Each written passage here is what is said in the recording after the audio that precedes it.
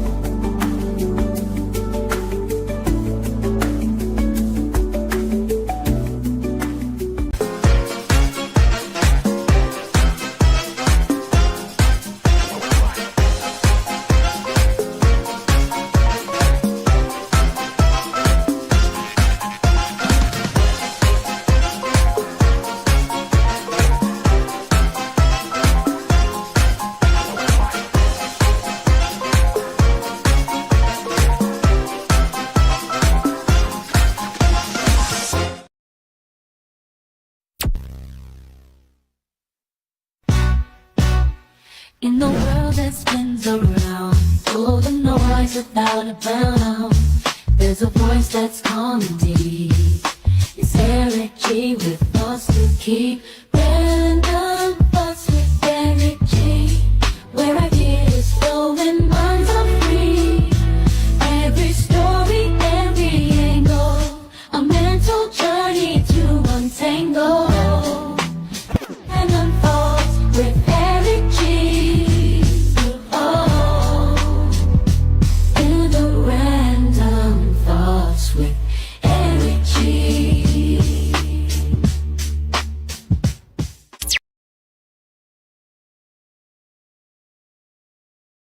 Woo! What's going on? What's up, y'all? How y'all doing? This is your little big brother, Eric G. And I want to welcome all you beautiful black, white, tan, and brown people back to a brand new episode of Random Thoughts with Eric G. It is me, your little big brother, Eric G. I said it before. Hey, y'all, man, look, I'm happy to be back, y'all. Y'all watched last week. Last week, the buffering was hell, but I'm trying to manage. So it's getting slightly better. Slightly better. Hey, Elijah. Hey, yo, you welcome to come on the show too, baby girl. I forgot you asked to come on last time for this show. You want to come on? You welcome to come on. But anyway, so let me get into it before we get started with this crazy ass show today. Hey, random thought, man. Look, random thought, and this is honestly, it's like a retraction, not even a retraction. Another version of what I said last episode. So my last episode, random thought, I was like, I'm tired of smelling weed everywhere I go. And when I say that, the most messages I have ever got in my damn life as a podcaster came after me saying I'm tired of smelling weed every damn well. Y'all, I think that's what this whole show gonna be about today. I think that we get into the place where we don't, that we so busy being offended that we don't understand what the fuck we're saying. Like in the midst of me saying I don't want to smell, I'm tired of smelling weed everywhere I go. You know how many people commented and said that they was tired, that weed is better than smelling Molly. Weed is better than smelling Percocet. Where the fuck is you living at when you smelling Percocets and Molly's? You need a hug. You need to get out your neighborhood. What is going on? I didn't say all that. Like the fact that I'll get wrong. And everybody like get offended. I have no problem if you smoke, man. That's the truth. I really don't smoke. I used to smoke. It is what it is. But all I'm saying is that it's at the time, I'm at the place now where everywhere I go, that's all you smelling is weed. And I was like, yo, I had no problem with nobody who smoked, but damn, come on, man. Damn. Give me a break. Why are you mad at me because I want pure air? I want oxygen in my lungs, and I'm the one that's wrong. That's all I'm saying, y'all. That's just my random thought. I just want to go back into it and say it like, damn, y'all, break. Help me help you to help myself. Damn. Hey, yo, that's just my random thought, man. Hey. So let's get into what the show about today, y'all. I have a great show planned for the day. I got some great guests coming in. I got two of them already here. Maybe two, maybe three. Oh, three of them here. I got three of them here already. And this is based off a topic that I did. It was a random thought, serious question I did on my Facebook page. Every once in a while, if y'all don't follow me on Eric Green / the Green Rose Foundation, which is my organization, on Facebook. Every once in a while, I put out some serious questions that I want to get the public feedback on, or some random thoughts that really is on my mind. And this question, this serious question I had, really brought on a lot of. I got someone to comment. Environmental harm. Someone says environmental harm. Yeah, don't say it. But this question brought on a lot of real topics, man. I got cussed the fuck out. I got cussed all the way fuck out. I'm gonna read some of them. But what I said was, and I think people took what I said the wrong way. Hold on a second. When we get back to the weed conversation, what'd you say? Smelling weed outside, the same feeling as a cartoon smelling apple pie in the window. That's how people acting. You would have thought that I said something wrong as hell, my nigga. Like, they lost their damn mind because I say, all right, man, I just want to go outside for one day and just smell fresh air. Am I wrong? Am I wrong? So I just want to smell fresh air for one day. I don't care. Go back to smoke the ganja tomorrow. I just want to smell fresh air today. Look, but that's what I was saying was that the topic of today's show was, and I think it's a serious topic that we need to really get involved and really break down what I meant. So I made a comment on my podcast, on my YouTube, and on all my social media, and I says, although we know that, although we know that Joe Jackson was a menace, we cannot say that he didn't do what he had to do to make his kids the idols that you know them as today. And from there, I got my ass told all out the damn frame. But I'm gonna bring up some guests. I'm gonna get their opinions on what I'm gonna say first. I'm gonna read some of the response I got from the whole conversation with Joe Jackson. And let's break it on, man. What's up? What's up, Mark? What's going on, bro? Hey, man, how are you? Hey, I'm alive, man. I can't complain. How you doing? I'm well. Yeah. What's up? Okay, I hope we have a good conversation, man. Because you was in the chats too, tearing my ass up. So all right. Well, I'm sure we'll come to an understanding. JC, what's up, bro?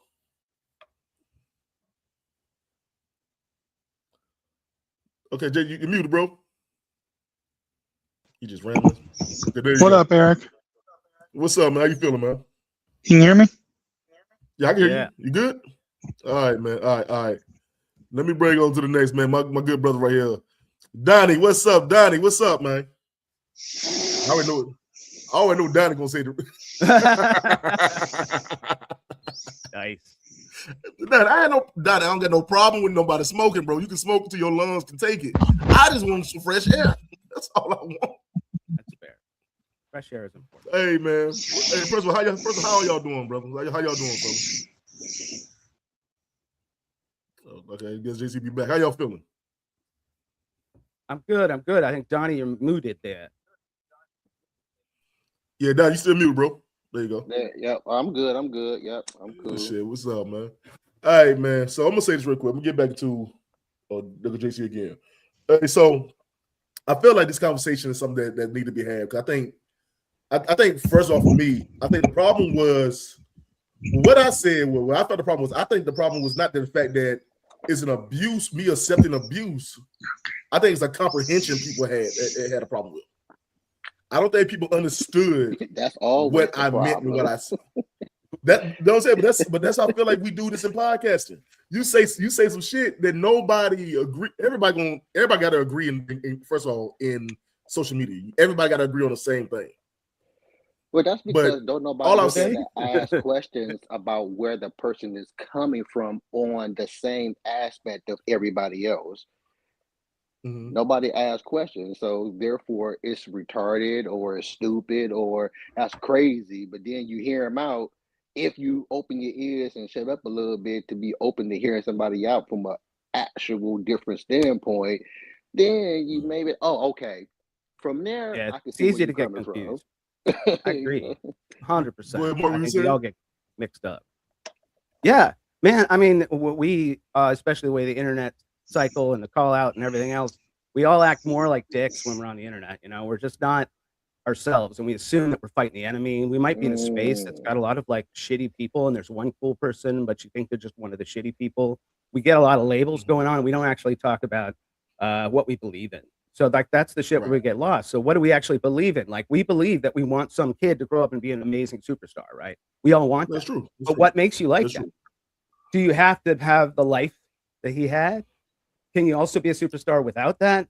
So you got to make the argument that his strict up, and if I'm going to debate you here, I think you got to make the argument that that strictness was important for his success and it was worth it. Now, if you were Michael Jackson, let's use some empathy, and you're that kid and you grow up and you have that life and all that success and you die, is that the life that you, Eric Green, would want to live? Not important. Not important. I mean, but in the long run, yes. Yeah. He didn't have to go through it that way. He didn't have to go through it that way at all. But in the long run, worth it is what what you were saying. You do it. Okay. I'm gonna say this right here. I'm gonna say this. Go ahead, hold on, Dan. Hopefully you jump into it. I know Dan for jumping into it. But I'm gonna say this real quick. The first thing, y'all knew just coming in, my question was, well, not my question, my statement was, my question was, what's a hill you willing to die on? That was the question. What I said was, although we knew that Joe Jackson was a menace, we can't say what he didn't go to the betterment of, go to the success of his children. Which say it did, though. Say again? You're doing it. You can't say it did. That's the thing. It's on you to say it did. I say this but we say this right here too is though. But can you say it did? But I'm gonna say this right here though. Let me say this right here. Yeah. A lot of things we got to look at the fact is too. And like I said, we're looking at the world through today's eyes. That's what I'm saying the problem is. We're looking at the world through people learning now. People understand what. Everybody's a mental health advocate. Everybody knows what goes on with abuse and we looking through that through today's eyes, which is better now. Not saying what, not saying it's not. But what I said is, but what I said in the comments, because I was fighting for my damn life, man. I was just swinging like hell. But what I was saying was, you gotta also understand that this is 1960s America. We're in 1960s America, not just in America. We're in Gary, Indiana, which is the hood. Yeah. We're there in 1960s. You have a man who's a steel worker, who's a steel worker with 9 kids, 11 in his household. Yeah. So you tell him, so like regardless, regardless what I'm saying is never saying that beating your kids works for everybody. It don't work. You don't need to beat your kids. I do believe in whoopings. I'm not gonna hold you. I'm not gonna lie to you. I do believe that whoopings should happen. To the point, but I think that the intent of the whoopings and the what's the word? It's the stream of the whoopings is what is the difference of the abuse. I would disagree on that, but I'm not gonna interrupt. We'll get into that. We'll get into that. But what I said when I made my comment was, what I said, do everything you can. Also, but everybody automatically took the abuse part. Yeah, that's because everybody. Nobody's attracted to drama. Yeah, totally, Donnie. Totally. Nobody said. I never said that he beat his kids into success. Yeah. Call out culture, right? You're out there in the world, and you're the guy they're going to jump on. You got to show you're live. You're the first guy in the yard. You got to take out the top guy in the yard before you're going to be able to survive. That's kind of that idea. I think people snipe on you when you're more of a leader. But also I look at this right here too, though, and I say that when I say that what he had to do with his kids too, also you got to take that. Yes, there was whoopings involved, extreme whoopings involved. But also if you got to go back and watch. Listen, each kid tells their story of their dad, right? It's 9 of them. It's 9 kids. Every one of them has told an interview about their dad. Okay, and it goes back to saying that in your household you could have 2 kids, raise them the same. And have 2 different outputs of how you see the world, how they see the world, how they see their upbringing. If you would ask a Tito Jackson what his viewpoint on his dad was, he'll say, my dad was a strong man who made sure that his kids had everything that he didn't. So where does it get to the point where we're saying that what he did wasn't beneficial? Well, I don't really condone the method he chose.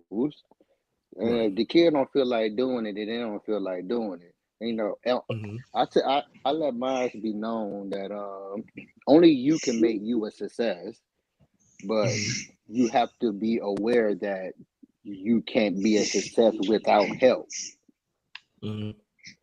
So, but that being said, you know, my kid don't want to do something like they're showing interest in this particular thing. You know, get him into it, see how it goes.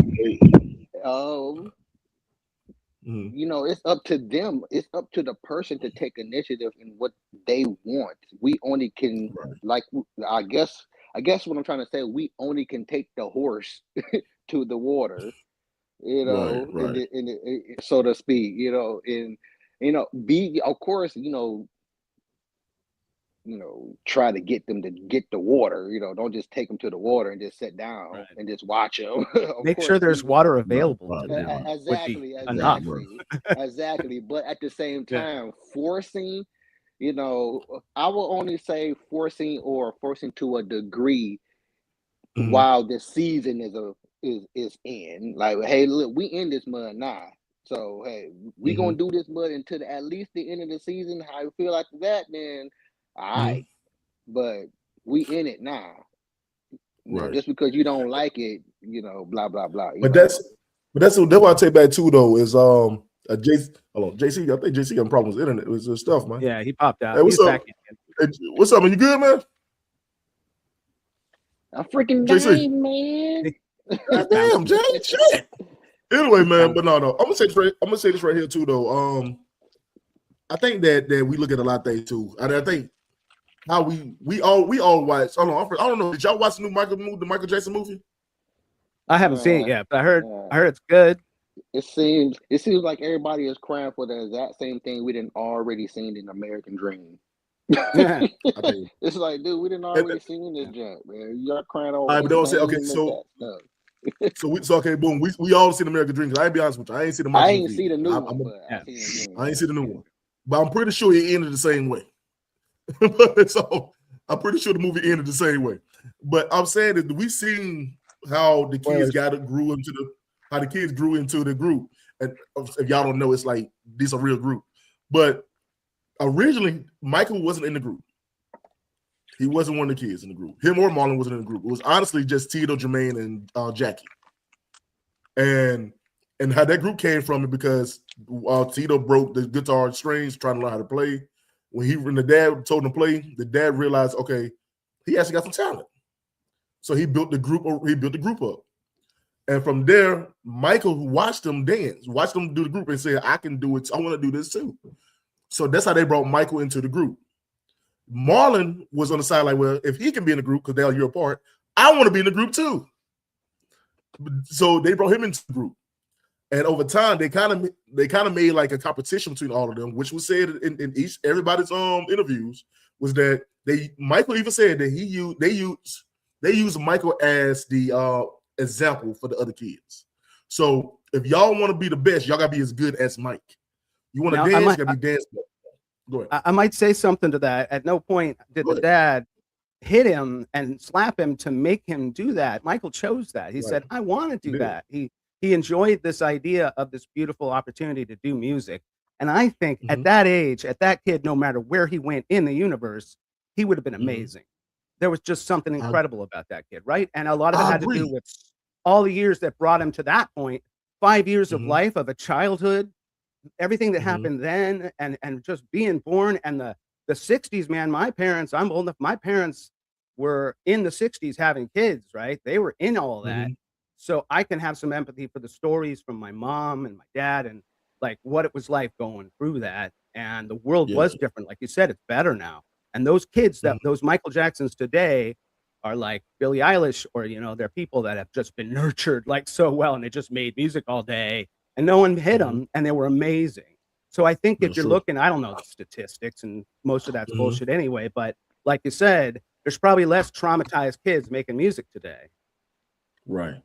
But then take back. So then we have a conversation the conversation is, are we having is the issue with the fact is that he was abused, period, or the issue was the time period where he was coming into? the economy, man. I mean, that dad having to go through this situation where he was struggling, like they're in the desert. There's no water. That's a terrible situation, right? I feel bad for Joe. Yeah. I wonder how he felt about what he did. Yeah, I think that plays a part in it, but I think that plays a part in it more so due to what we call systematically, because I think it's more so the industry putting in the mentality of these artists is that they have to be this type of way in order to be a professional.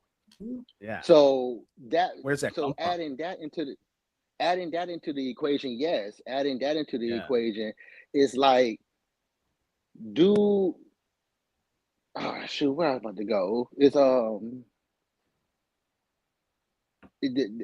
like, like the hard training. Like you hear these videos, you hear these athletes or these.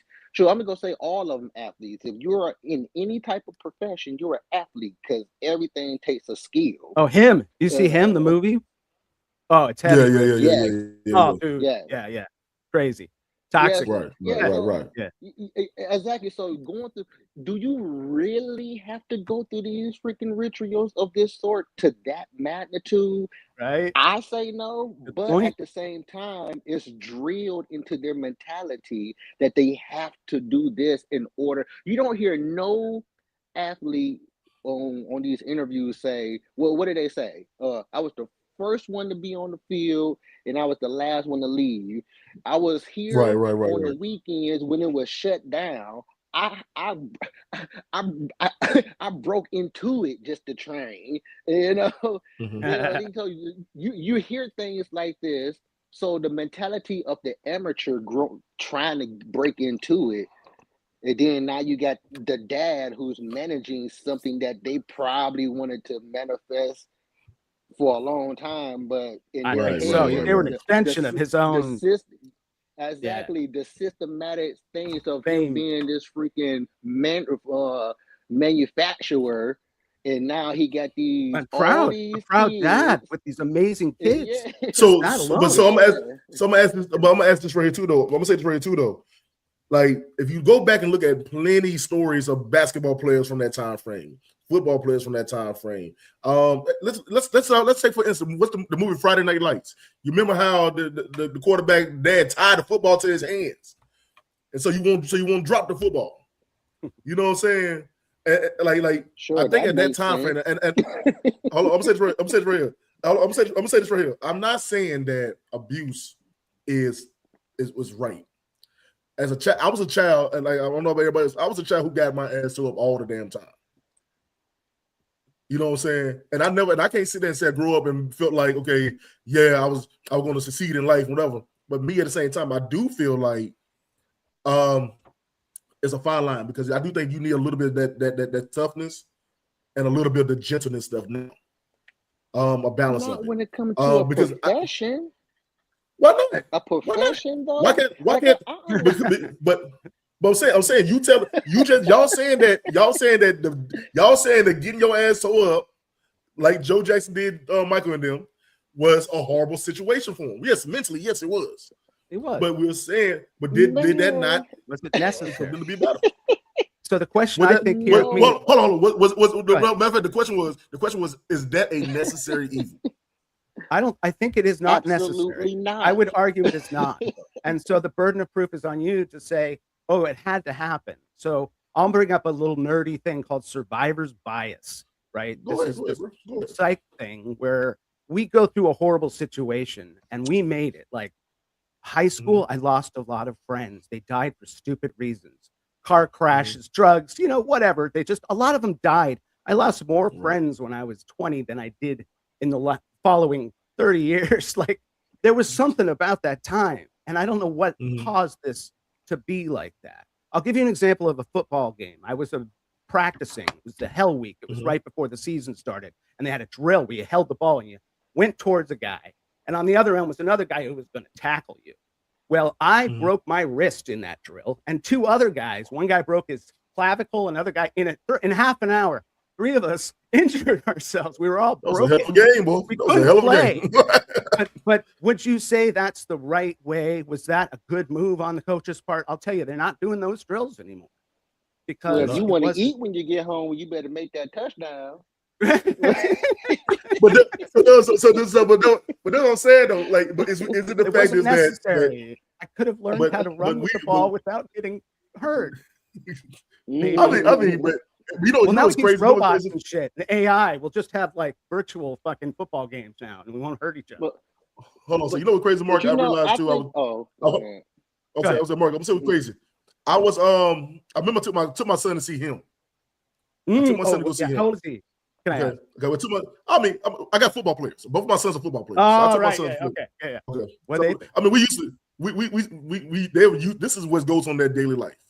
So, and I remember taking him to it, and me and him had to have a conversation for real after. Honestly, because the conversation was he was like, well, you know what I'm saying, a lot of dudes when you go on the field, they tell the kids, they tell the dudes, hey, yo, get a nigga a concussion, give him a concussion.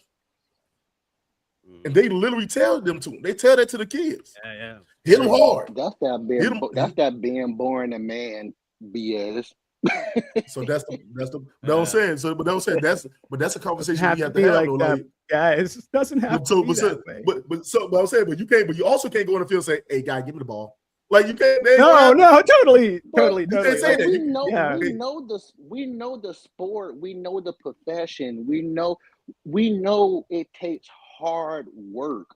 But unless you're being like, I think we're confusing a variation of what we call capital punishment and abuse.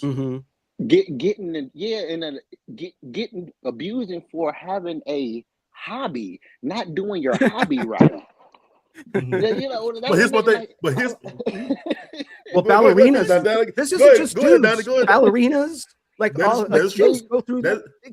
Okay, go ahead, Donovan. Go ahead. I'm gonna say what I'm saying. What I can say. You finish. Go ahead. Yeah, okay, like I understand for something that we call disciplinary actions of attitude of something of some sort, or a variation of sort. Separate that. Now we have a profession. You want to be a violinist. You want to be a gymnast. You want to be a circus performer, you want to be a football, some type of sport player.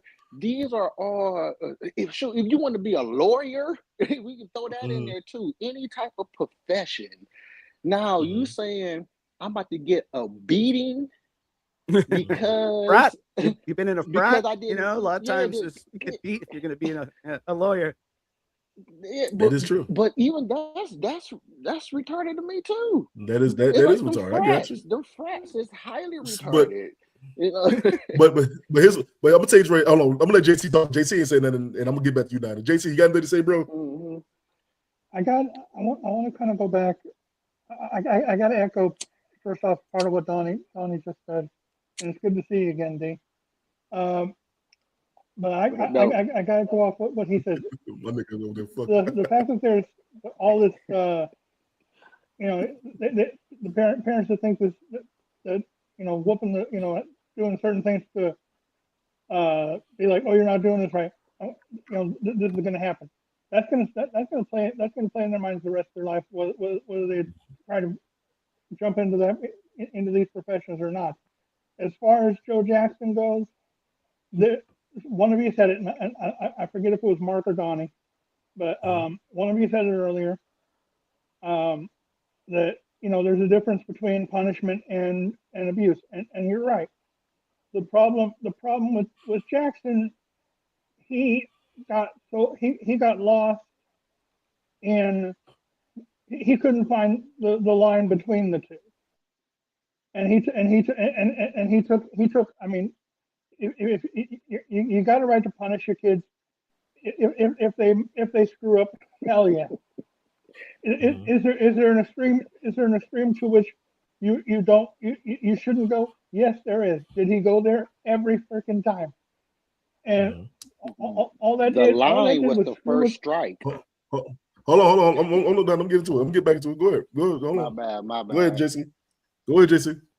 I agree with you, Donnie, honestly.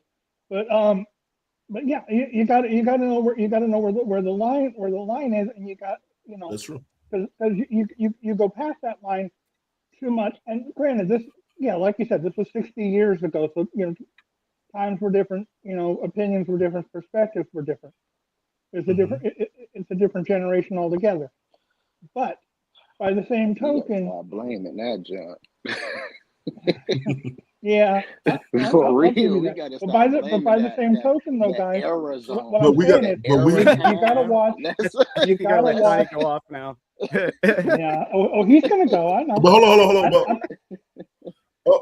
But I'm gonna say this with Donnie, but Donnie, like, shit, Jason, go finish the statement. Damn it, go ahead, finish your statement. Basically, what I'm saying is Jackson skewed the line within his head between punishing for misbehaving and taking it to the level where in most kids' minds they're like, okay, if I go into this is going to happen to me on a regular, because it becomes the norm if it happens as much as it did in that household.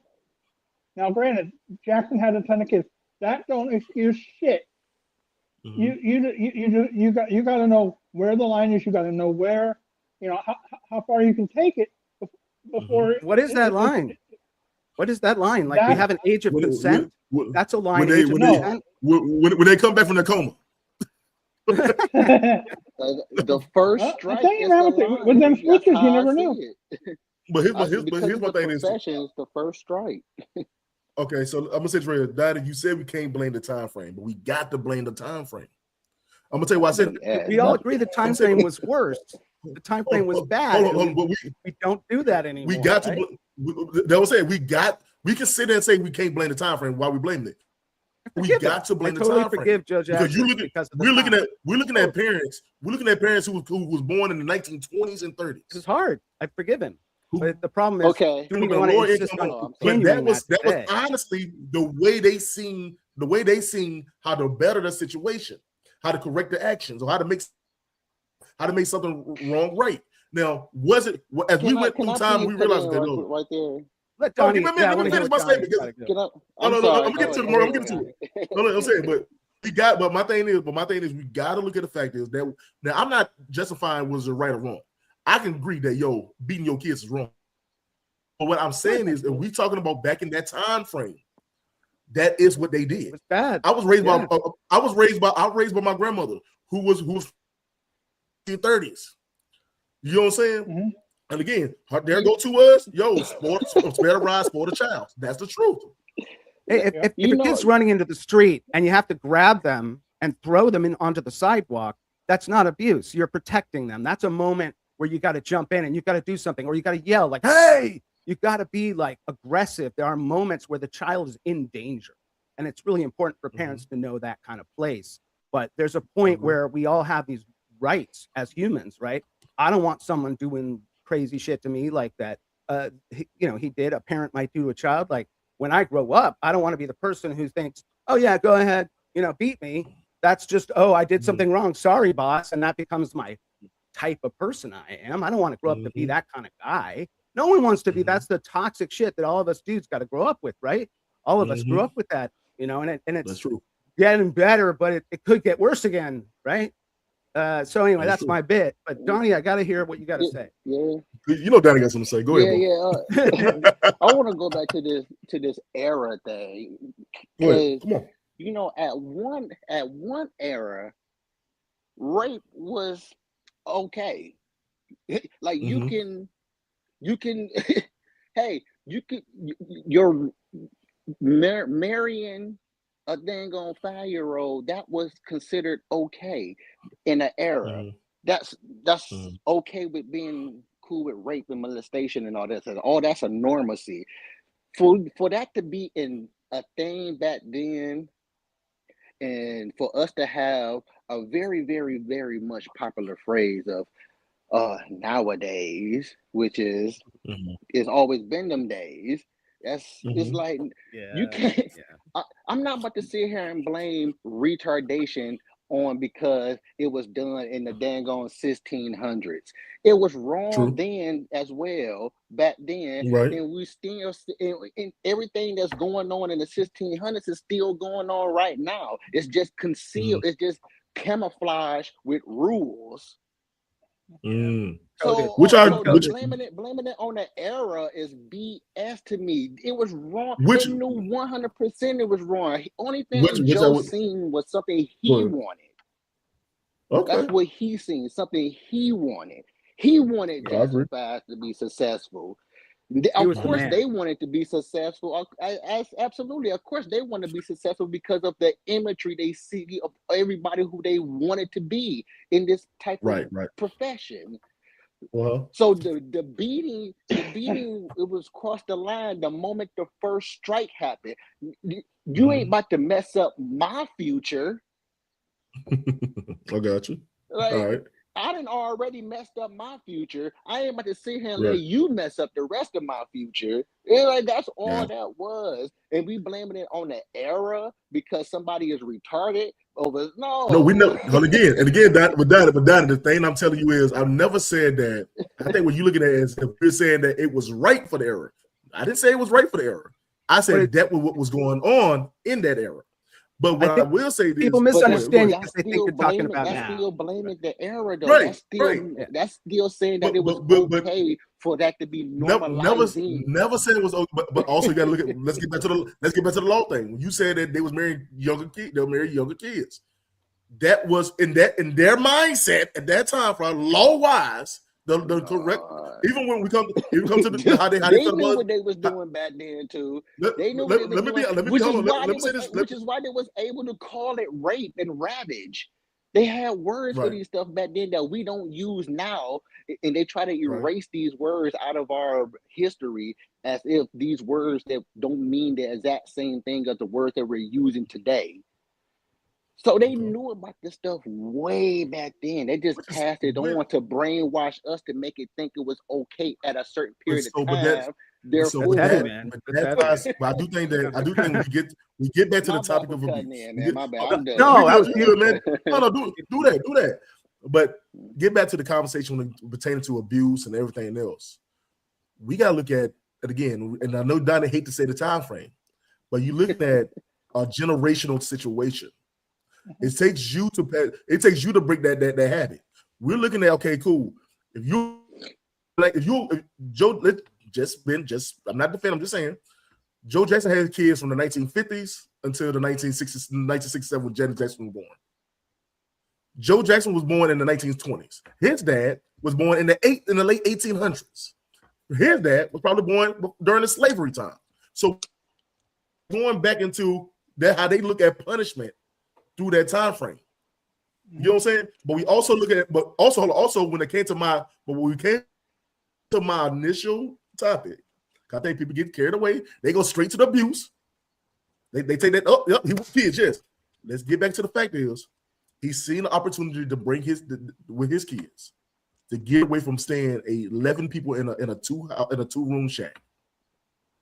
We get it. And hold on, although we can say, from what we see on TV, and that's how you love to say what is actual legit and what ain't legit, because we didn't live in the house. We don't know what how life was.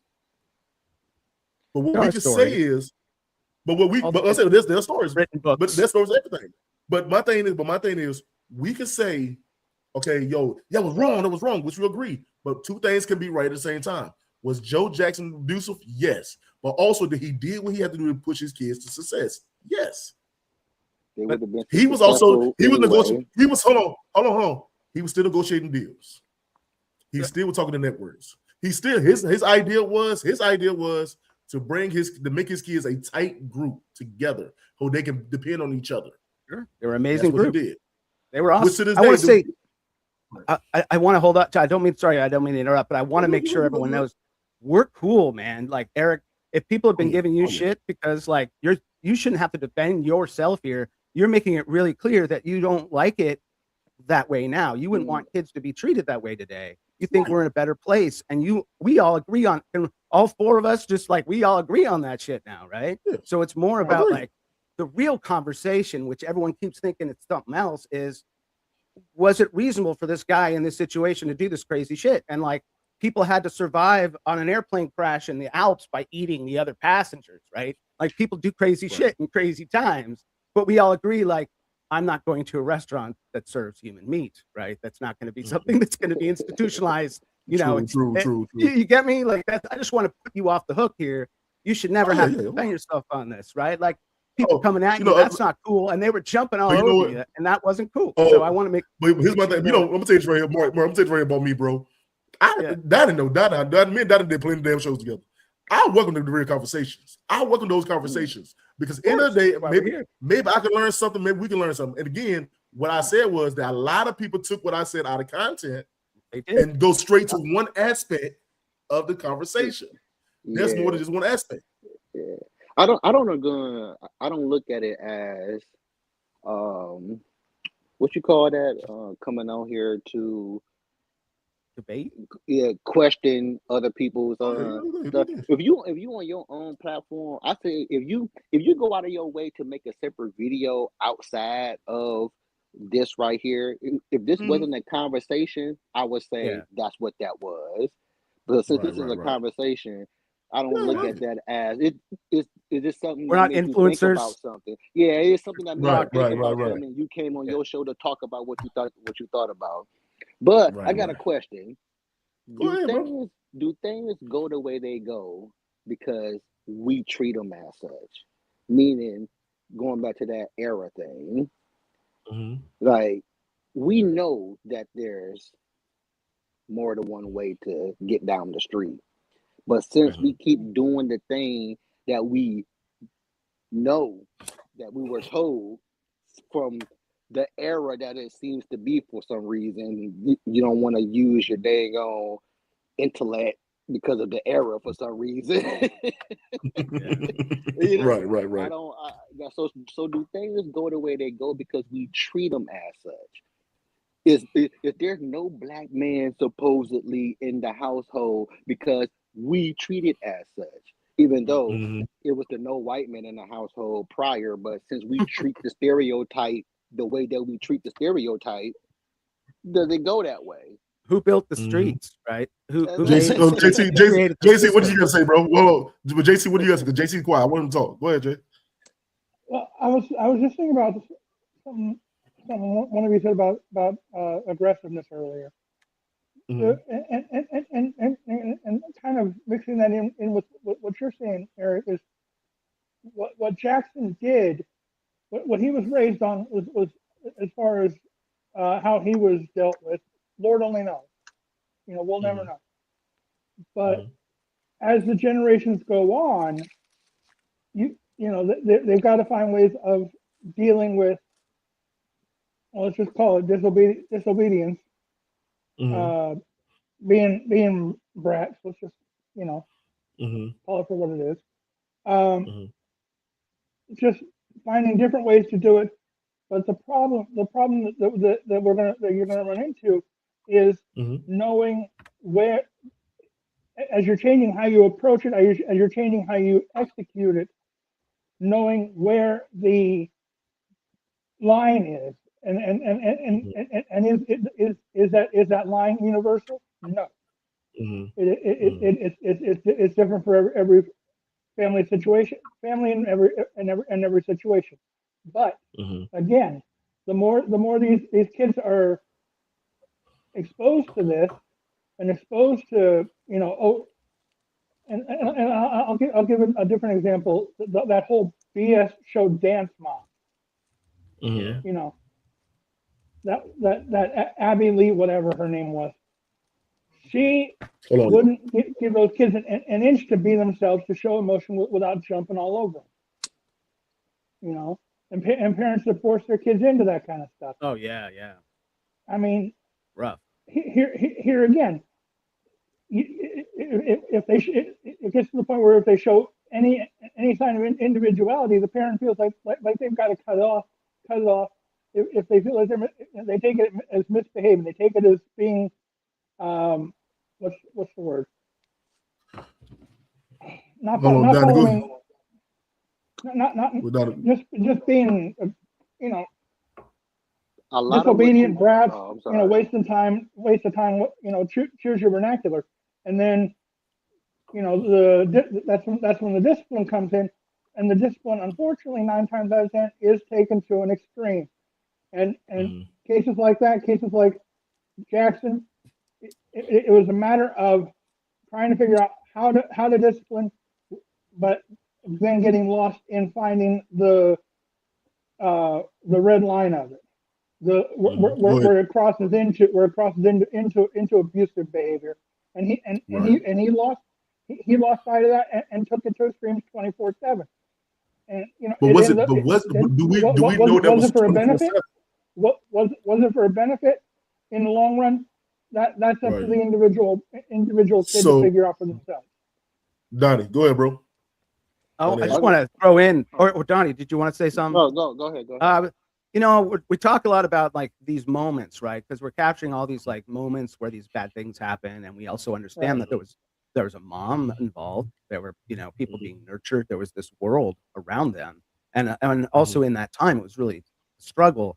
And I know this from some experience that the reason people get to these places and into this state where they use violence is often because they don't have enough resources, like the situation Joe was in, that he was raised in, that he was conditioned to be in, and that if we can address some of this stuff really at the core and avoid the violence and find ways to give, that could change this whole entire country, right? Like there is an ethical kind of, this is political and you all get it, of like how much authoritarianism, which excuses violence, versus how much liberty, which does not excuse it.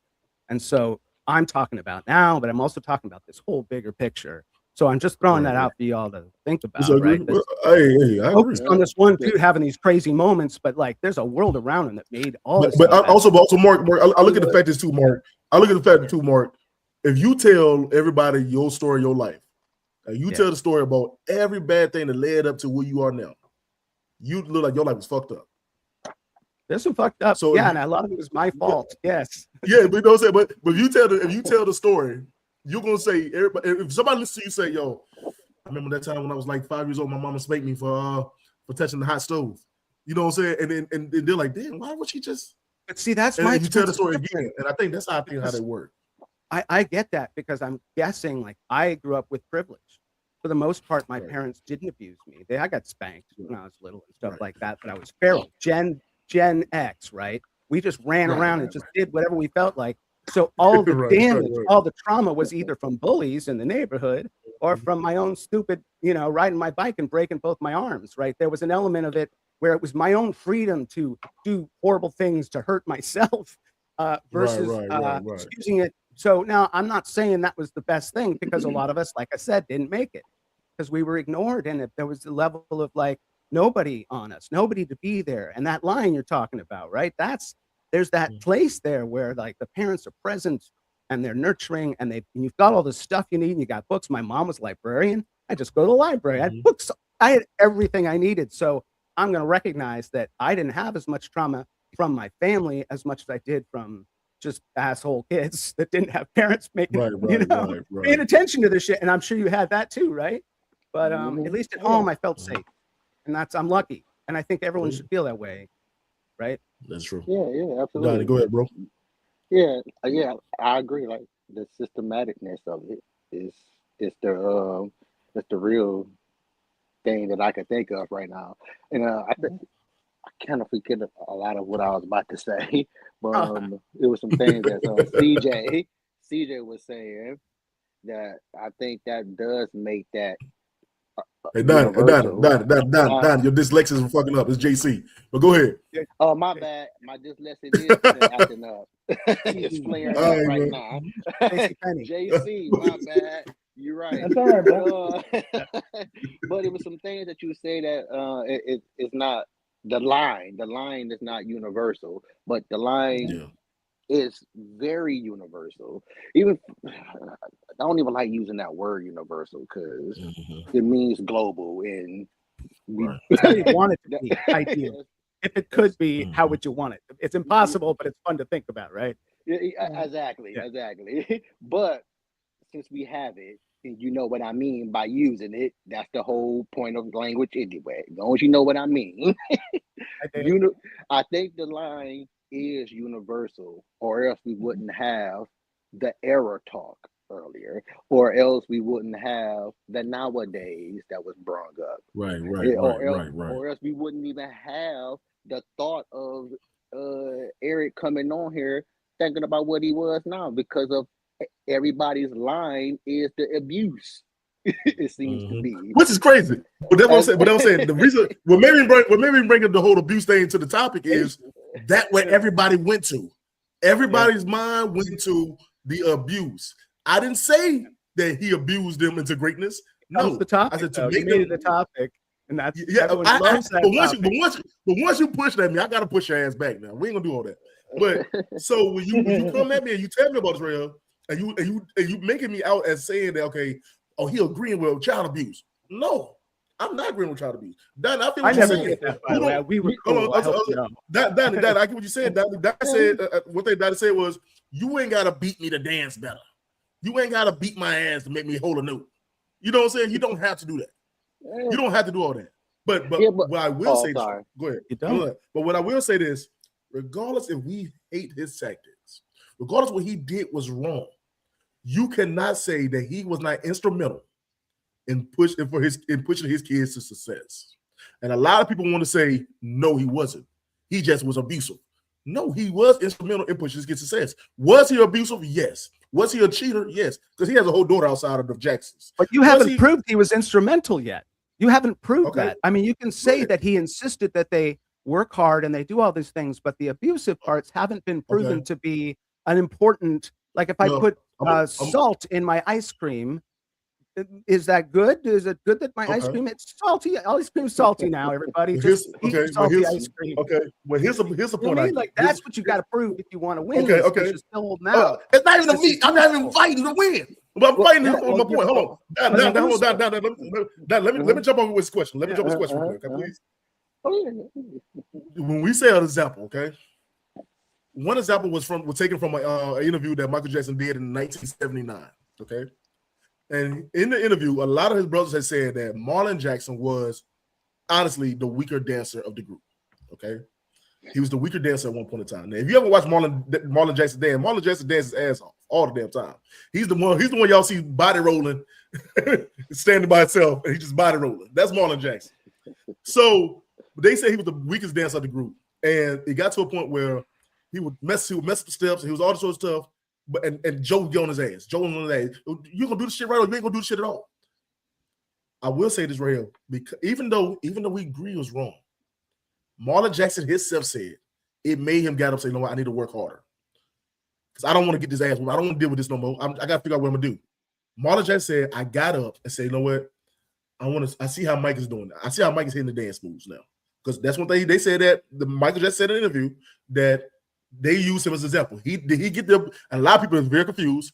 A lot of people said that Michael Jackson got the blunt of the beatings. No, it was Marlon Jackson who got it. But he says he got up. He seen Mike was doing. He said, "You know what? I gotta compete with this dude right here." Turned out from that he got himself better, and he became the choreographer of the Jackson 5. So we can say it could be a yin and a yang with the situation. Am I wrong or sound wrong? I mean, yeah, due to the fact that a person don't want to be beat anymore. but Mark asked me to give an example. You could be, hey kid, do this and I'll give you $100.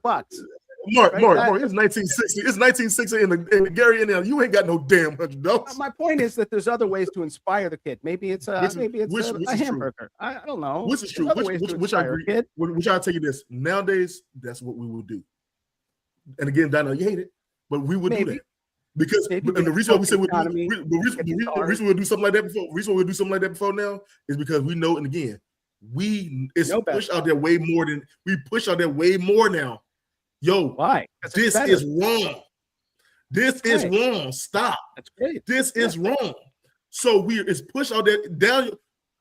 Donnie, well, we all old enough to remember. Y'all remember back in the 90s when they said that if you're feeling like you're being you're being abused, call this number.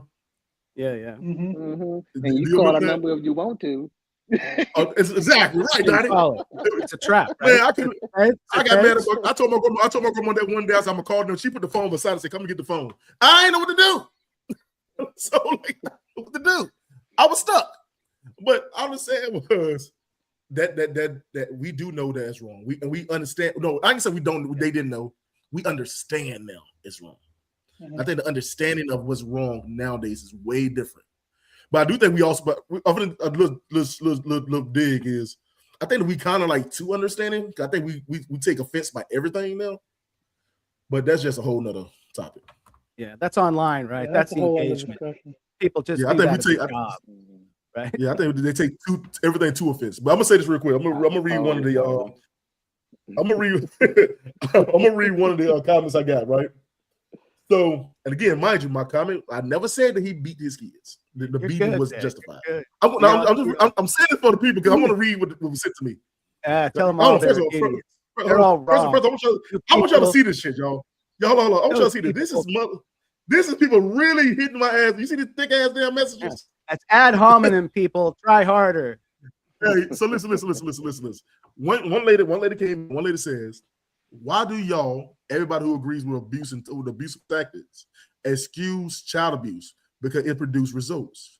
When a gymnast spoke out about, I'm gonna fuck his name up, Bella Croftley, whatever name, the less than smart defended by saying, well, he got results. Now the less than smart are saying the same about Joe Jackson, abusive tactics. Didn't produce results. Talon did that. I said, I didn't say in the part of my post, didn't say that it was, I agree with abuse. But I said, no, I wouldn't say that what his kids did, what he did with his kids was right.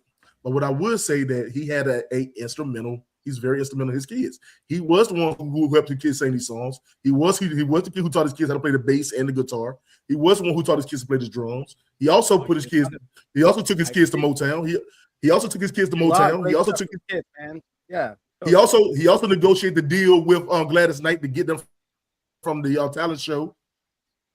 Good. So that is instrumental in their success. That part. Okay, Donnie, what you got to say, nigga? I'm saying the same thing. But also, it's fine. But I do say another thing I got on. I'm sorry. I will take my opportunity. My bad. No, go ahead, bro. It's producing. I think it would have produced the exact same results. You just went at it at what we're calling an abusive way. It would have produced the same results. So how many kids? I'm just saying this. How many kids you thought at that time frame was just as talented, just can dance just as good, can sing just as good? Who lives? Hold on. People. We just don't. Every single one of those kids could have been just like Michael Jackson someday. Everybody could have been just. You don't know. Well, why he was 5? When he was 5, he was amazing. He was more amazing than any other kid. I mean, I've been watching nothing but damn Jackson 5 videos since the shit happened. But I'm saying, I agree. Real quick, was there anybody doing any type of training and practicing outside of Joe's presence? Like on their own, taking their own initiative to practice, or was the only time they did their practice and their routines or the things that they know that what they're supposed to be doing on their own without getting beat? Because that right there says a whole lot. Because again, like I said it before, only you can make you a success. But you have to be aware enough, wise enough to know that you need help. So that means you getting your butt up and going out there and doing what you know you're supposed to be doing.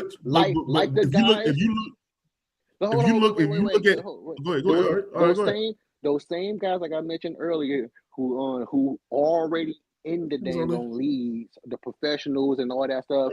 What did they say? They say they was in here 88 hours a week. We was here. I was here 30. I was 48 That's hours. normal. You're supposed to feel that's okay. But exactly, but also you don't think they had a coach? Hold on. But you don't think they had a? But do you think? Okay, let's get into the form of abuse. Abuse is not always just beatings. Do you don't think that there was a coach on their ass who was like, "Hey, yo, get your motherfucking ass out here and do this"? Because there's coaches who talk shit to their kids. I think you're wrong right now. I think you're deflecting from the thing right now. Oh, I'm not. Because no. I know, not purposely, but I did just bringing up something. But because it's about physical abuse, and I think in this case, because that's the main thing. Like we're talking about the Jacksons, that's what verbal ain't great either. Physical. Physical in Joe's in the Jackson 5 scenario that this is all about. Physical abuse, that means because any other abuse means that it didn't have to go down that way. That means it would get done the same results any other way then. Right. But do we say, I'm just throwing this question out there, but do we say that we know that these kids we can't say that not one of these kids wasn't talented. Maybe Latoya, that's a whole nother story. But we can't say that one of these kids wasn't talented, right? Every one of them was very talented. But can we not say that because they had a father who honestly, who honestly want to hone into what they was doing and see them on that bigger stage, they didn't want us to see more? I have a question. It don't make a difference. I have a question here. Get done any other way outside of physical abuse, because stripping somebody of their funds, like taxing, I'm gonna fine you 50 cents as the Temptations and all that stuff. That can be a form of abuse if you keep doing that at an excessive rate for any for any little thing that goes down. I'm getting fined 50 cents. Here go another 50 cents. Dang, I only breathe 3 times in this session. You gonna find me 50 cents? That's an abuse. It's not physical. So it's control. Again, it's at least the kind of control that they're trying to manipulate. And I agree with that. Exactly. One thing I will agree with on everything, and I do, like I said, I do agree that Joe Jackson was abusive. I do agree that, but I do think that he had a control. He wanted to have a control over them, right? And which actually tied to Janet Jackson. How is he different? Which tied to Janet Jackson having the song? Was it that was tied to Janet Jackson having the Control album? Because the Control album was she wasn't under control of her dad no more. That was the purpose of the Control album. Yeah. So she wasn't under control of her dad. I wanted to ask this before I forget. If you look at it and you're saying that the abusiveness made him what he is, did he abuse Michael Jackson more? Is that why he's so great? Ooh, exactly. That's what I'm saying. Here's my thing is, now I never said abuse. Statistics say, well, look at all the abuse Michael Jackson got. But also, though, you look at this right here. I do think that every child, like one thing I know that I got two sons. He loved Mike. Of course, he loved Mike. But look, I'm saying, I just want y'all to know. Hold on. I'm gonna say one thing I think we all learned. I think we learned this right too, especially when in your own life too, that each kid you gotta raise differently. Yes. And I think how kids look at the world and see that it's depending on how they raise. I have 2 sons, and both of my sons, I look at it as they grew up, has 2 different viewpoints on how they see life. You get what I'm saying? Both of them raised in the house, ate the same meals, got the same treatments, all the other stuff, but they both had different views. What are you talking about? Yeah, you're raising independent minds. Good for you. But I did. I'm gonna say true. My sons are they're way more independent, like, and outspoken than I ever was at that age. You know what I'm saying? So I give them that because I learned from the mistakes of my parents. You know what I'm saying? Oh, yeah. And I think that's where we got to look at it too, though. As time go on, we got to break that trend in your family. Yeah. And I think that's what we got to see. But also, we also got to look at another thing too. I put into the conversation I was talking to people was, wait a minute. Because a lot of people said that the abuse of Joe was what made Michael how he was. But do you not think the success of Michael made him how he was too? Again, that's the success messed him up hard. Systematically. A whole nother topic. Systematically. Yeah. But adding to that, the breaking the tradition type thing. Yeah. is when does that become a abusive thing? What you mean? Because I had a conversation about the who braced the sun, the cycle, as we call it. I think that's how the phrase go. But who maintains the cycle? Like, yeah, I'm breaking it, but you raising individuals just as much as X amount of other people raising individuals. Yeah, it's transference comes from the top. Yeah, right? So I'm thinking about it from a family business. This is my dream to have this business. I don't want to pass it. My kids don't want to do what I wanted to do as a family business, unless we had to talk, But I'm looking at it like that. Passing that family business on to somebody in the family as one of the kids, or per se, that could be looked upon as what we will call abusive, because this was my dream. Well, I agree. But do you think that he? I'm gonna say this. Joe wasn't a. If people don't know, Joe Jackson wasn't a music group when he was younger, and what he did was he didn't, which is, like I said, his fault too. He started having kids. You know what I'm saying? And then Bill started. You can't do music, and you got a bunch of kids in the house, and he tried to figure out how to make it. So he got out of it. But what he was doing was he was settled to him and his brothers performing on the weekends, and a lot of which the older brothers was be Jackie and Tito, who's like they watched him perform. They're like, you know what? I want to do this too. I want to learn how to do some music. And so when they start picking up the guitars and picking up the drums and going from there. So like I said, it wasn't. I don't think they're 100% saying that. Okay, I pressure now. All the person I do feel like he pressured the younger generation, younger kids into it, because when you see the success of the older kids, I think Janet, Randy, and all them got into it because he see the success of the other ones. But a lot of the kids also had that mindset, said, I don't want to do this. Reby Jackson said, when the last song you heard from Reby Jackson? Because Reby Jackson said, I ain't doing this shit. Like, yeah. You know what I'm saying? What does she do now? She got a new single on that just came. No, I don't know. But don't say it. So now a lot of them had. If you remember the American Dream movie, how many of them said, I'm just gonna get married? I ain't got time to do this shit. I'm just gonna get married. A lot of them said, I'm just gonna get married. I ain't time to deal with this shit. So it did happen. I do think there was a lot of pushback, but I do think that I do think he did have a hand in their success. I think that he really, but do I think that they would be asses? I think that when he took his hand off of them, they was able to succeed more because they realized it's much more out there than just what they was taught. You know what I'm saying? And I think Janet Jackson, the prime example of that. She seen that when she realized her first two albums was not selling, she got away from him, and then her third album, Control, was like the biggest damn album from a Jackson outside of Michael. So that's easy said and done. I think he had a plan in their success by default. I say luckily or fortunately, he had kids that actually wanted to be in the profession that they were getting forced to be in. Mm-hmm. And that happens a lot. A lot of times it's genetic. Like kids that are parents are musicians, it's pretty common, but it doesn't always work out. But there's a lot of that cultural thing. But also I think that ties back into now another question real quick before I get off of this is that do we push our kids to be successful by any means necessary? Because you look at now, not by any means necessary. I'm gonna tell you why I say that. How many times we got? Look at this new generation. Let's take music out. We got football players. We got basketball players. We got how many of those kids?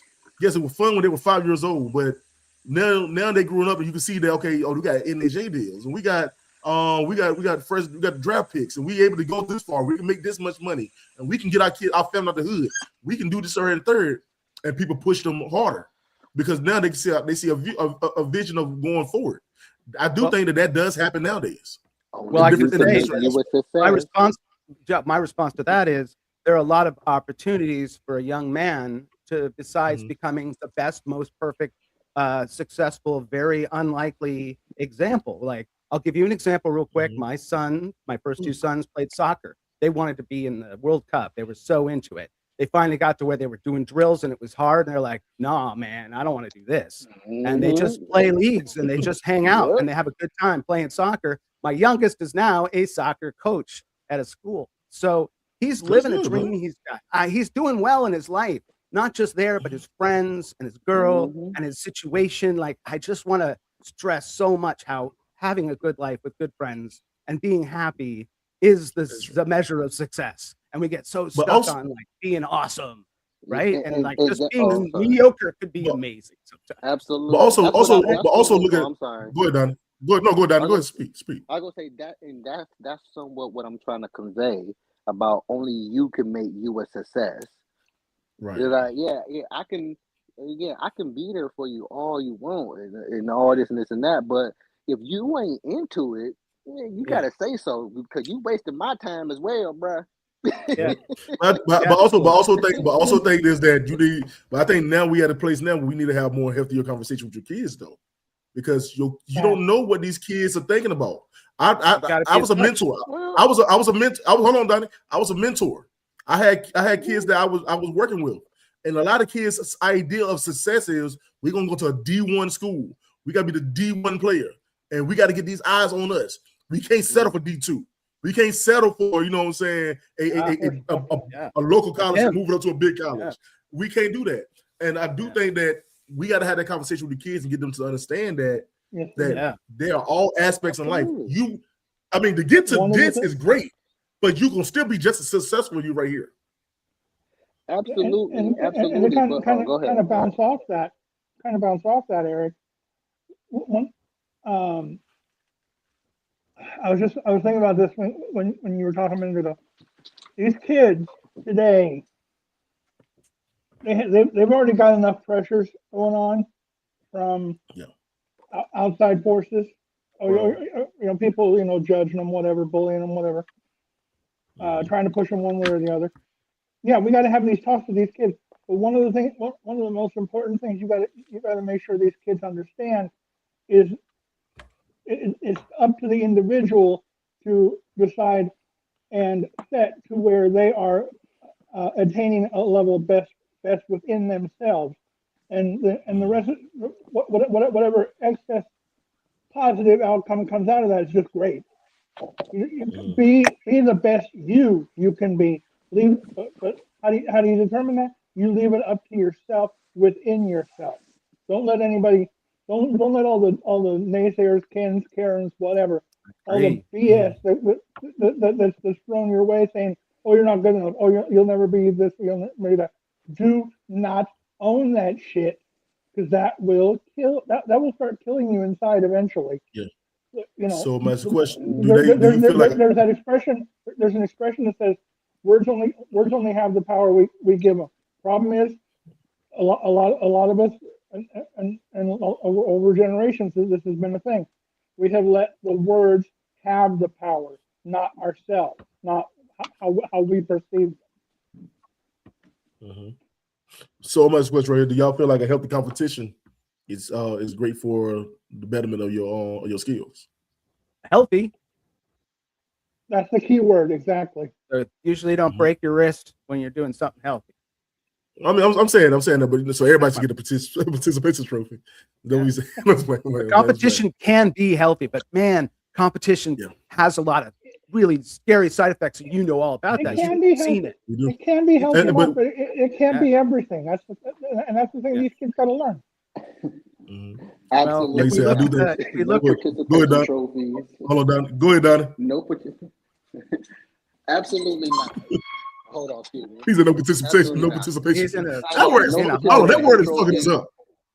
No absolutely competition is good. No, absolutely. I mean, we have to turn crybaby for a reason, and that's exactly what it is. But you look at this new generation. If you look at this new world, look at stuff. Crybaby is a new world junk again. We gotta say it though, Donnie. Because we gotta say it, Donnie. Because if you look at, I'm saying why we had to say it.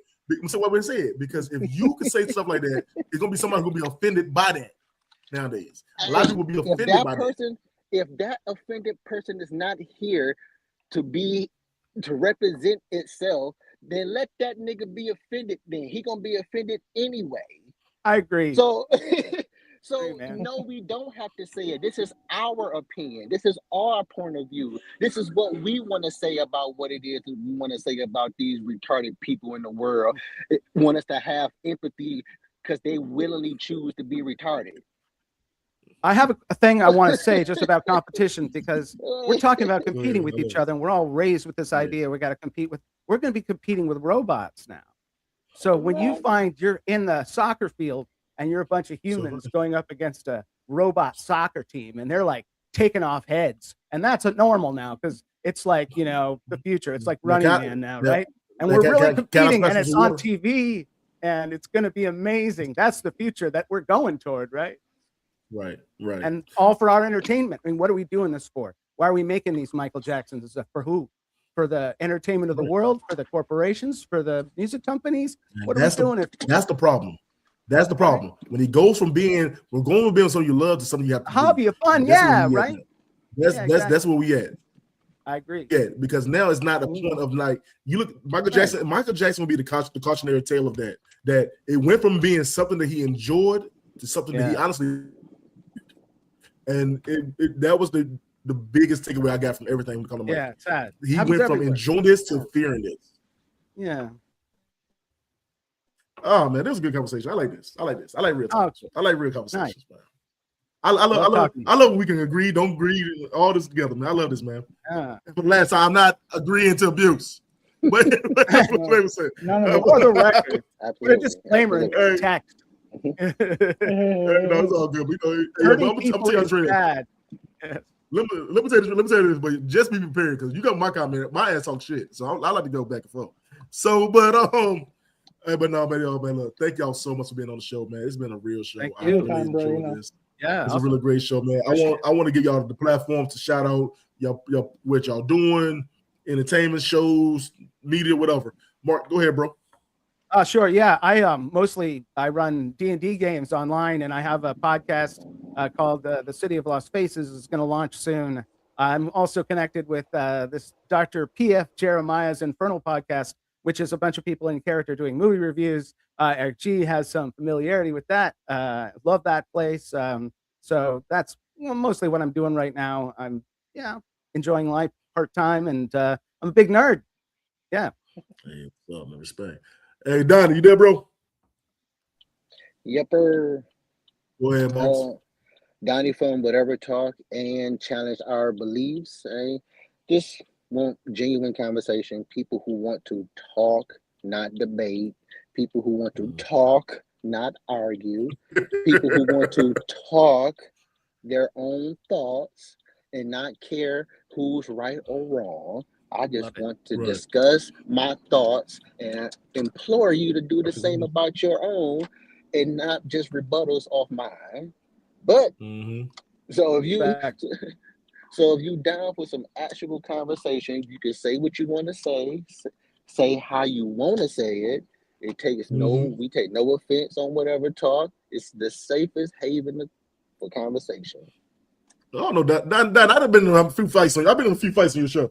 Anyway, absolutely no fights for the show. No fights. Challenge Our Beliefs is that's a different story though. We just the most comical one, which is the most comical. I think it's funny. I love it. You don't take none of this serious, man. I'm looking for a good time. I want everybody to laugh and dance. Hey, JC, go ahead, bro. Yeah, man. Hey, this has been great today, man. It's good to meet you, Mark. Good to see you, Donnie. Yeah, nice to meet you both. Yeah. What's been going on with me? I'm a pod, like Eric, let's say I'm a podcaster in training, and did a flipping the script interview series over the last year with a bunch of podcasters. And tomorrow, we taped it a couple weeks ago. I'm just finishing some last minute editing tomorrow. My pilot episode for my new show, for my new series with my guest Rude Life NASA will be loaded to Facebook and YouTube. We had a real long, real deep discussion about school violence. different forms of school violence. So that will be uploaded and be available on YouTube and on Facebook tomorrow evening. So looking forward to getting that posted and getting the series started. Eric, this is the first time you and I've done something since you kicked my butt in CWP about a month ago. I'm a competitor. Y'all already know me, man. I love playing games, man. You got the right motherfucker right here. Hey, I'm gonna say this right here. I'm gonna go ahead and wrap it up, man. Y'all, I want to thank these brothers right here, man, for being a part of my show. This has been a great conversation. I love to get their opinions. Donnie already know, but Donnie's like my annoying ass big brother, man. Donnie's random, bro. Hey, yo, man, you know, Mark, hey, yo, JC's honestly, man, a good friend, man, bro. You have honestly hit me up all the time. We talk all the time. Mark, man, yo, y'all I love the fact that I got a chance to get outside of my comfort zone on your podcast. Yo, yeah, weird podcast, right? So weird for me too. But you know, it's my second time doing the show. My second time doing that show. I think wait till y'all see my episode on that. It was hilarious. Yeah. Yo, man, but check out this show. I gotta say, I just love her. She was so great. Big fan. Hey, yo, man. Yo, when they're gonna eat these damn clips up. I already know this. But hey, y'all, man, check out this episode of Random Thoughts with Eric G, plus many, many more on all platforms. That Random Thoughts with Eric G on YouTube, Twitter, I don't know, Instagram. Find me on Facebook at Eric Green / the Green Rose Foundation, which is my organization. Hey, y'all, man, my show ain't always serious. We have some good times too. Hey, y'all always say, man, God bless y'all. Get my closing out. Get my closing. I always say, God bless y'all. Peace. Get my out. Take care.